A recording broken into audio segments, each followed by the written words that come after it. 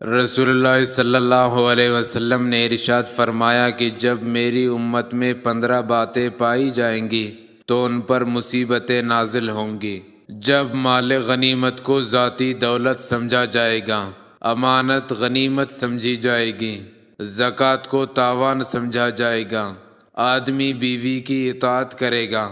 ماں کی نافرمانی کرے گا، دوستوں سے حسن سلوک، باپ سے بے وفائی کرے، مساجد میں بلند آواز سے باتیں کرنے لگے، قوم کا رذیل شخص قوم کا سردار ہوگا۔ آدمی کی عزت کی جائے اس کے شر سے بچنے کے لیے شراب پی جانے لگے، مرد ریشم کا لباس استعمال کرنے لگے، گانے بجانے کے آلات عام ہو جائے، اس امت کے آخری طبقے پہلے لوگوں پر ملامت کرنے لگے تو اس وقت سرخ آندھی اور خسف و مسخ کا انتظار کرو۔ رسول اللہ صلی اللہ علیہ وسلم نے ارشاد فرمایا کہ 6 باتوں سے پہلے اعمال صالحہ انجام دے لو۔ کم عقل لوگوں کو عمارت سے پہلے، علامات قیامت کے بکثرت ظاہر ہونے سے پہلے، فیصلے فروخت ہونے سے پہلے، مسلمانوں کا خون ارزاں ہونے سے پہلے، قطع رحمی سے پہلے، اور قرآن کریم کو گانے کے طرز پر پڑھے جانے سے پہلے انہیں نماز کے لیے آگے کیا جائے گا ان کے ترنم کی وجہ سے، اگرچہ اعتبار سے کم مرتبہ کا ہو۔